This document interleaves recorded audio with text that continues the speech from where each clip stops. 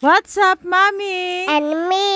Ngayong araw, samahan nyo kami ni Bella sa aming day in my life dito sa probinsya. Ngayong umaga nga ay pupunta tayo sa palengke para bumili ng ating pananghalian. And for today's video na nga rin, magluluto nga tayo ng pata team, kaya naman bibili tayo ng pata ng baboy. Nakarating na nga kami dito sa palengke. Sabi ko kay Bella, mauna siya para may mabidyohan ako. Nauna nga siya mga kamami and me, pero hinihila niya yung kamay ko. Baka maligaw.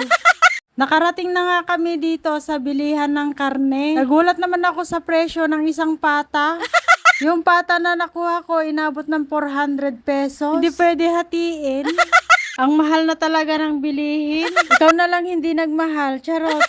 Nagutom nga si Bella, kaya bumili muna kami dito ng pansit. Igado nga yung gusto niyang topping sa pansit. Ewan ko ba bakit ganito yung style nila, nakahiwala yung sahog sa pansit. Napadaan nga kami dito. Ang ganda nga ng dress, bagay na bagay to kay Bella. Hindi nga ako nagpabudol mga kamami and me dahil wala to sa budget namin ngayon. Bago nga namin makalimutan, bumili muna kami ng Ricardo at wala kami nito sa bahay. Si Bella na nga lang ang pinakuha ko at pinabilang ko sa kanya lahat. Pagkatapos namin bumili ng Ricardo, pumunta na kami sa nagparkingan namin ng motor. Di ko lubos sa kalain na yung motor ko kahit nakalak, pwede palang ilipat.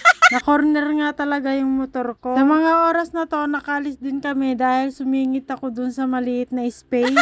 Pasensya na po, hindi ko po na-videohan. Wala po kasi akong videographer. Nakauwi na kami ng bahay. Minsan ng taga-video ko si Bella. Kaso lang malikot lang yung camera kapag siya ang magbi-video. Pagka-uwi namin, kinain kaagad ni Bella yung pansit na binili namin sa palengke. Maaga nga kami umalis kanina ng bahay kaya wala pa kaming breakfast. Kaya si Bella gutom na gutom. Nagasikaso na nga rin ako dito ng pananghalian namin. Hinugasan ko nga muna yung pata ng baboy. Nagsisi nga ako dahil hindi ko pa to pinachop-chop doon sa pinagbilhan ko.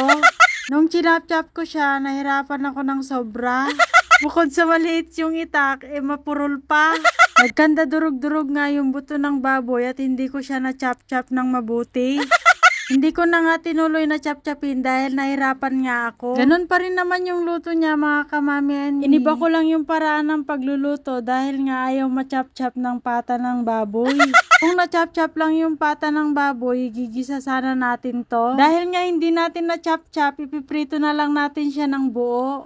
Pagkatapos dito sa kasirola, titimplahin na natin yung tamang panlasa nito. Kukumpletuhin na natin yung Ricardo niya para kapag naprito na yung pata ng baboy, ilalagay na lang natin siya at dito na natin palalambutin ng matagal. Naglagay na nga ako dito ng toyo, asukal, laurel, paminta. Naglagay na rin ako ng sibuyas at bawang. Pinake-shake ko pa. Nilagyan ko din ng suka at oyster sauce. Naglagay na ako ng isang mangkok ng tubig. Nilagay ko na rin yung juice ng pineapple. Binaligtad ko na yung pata ng baboy. Luto na kaya sinalang ko na yung kasirola na may timpla. Lalagay na nga natin siya sa kasirola na may timpla na. Hihintayin na nga lang natin siyang lumambot dito. Yun ngang mantika na ginamit sa pritong baboy ay sinalin ko na sa bote para hindi na marumihan pa at sayang. Pagkalipas ng ilang minuto, kulong-kulo na nga itong baboy at napakabango ng amoy. Ito nga si Bella, habang hindi pa naluluto yung ulam namin ay nagduduyan nga rito. Pagkatapos nga ng mahabang paghihintay ay luto na rin. Kain po tayo. Sa sobrang tagal ng paghihintay namin, si Bella sobrang gutom na gutom na. Sobrang init ng panahon, mapapainom ka nga naman ng tubig bago ka kumain. Sobrang sarap nga daw, sabi ni Bella. Akala ko hindi niya magugustuhan, nang matikman niya ay sarap na sarap siya. Basta pagkain, walang hihindian si Bella. Dahil sinasanay ko nga siya na wag maging maarte sa pagkain. O siya, hanggang dito na lamang. Kapag marami po ang magsishare, mas masaya ho. Para makagawa pa po tayo ng maraming video. Kasi lahat tayo mabibigyan ng opportunity. Maraming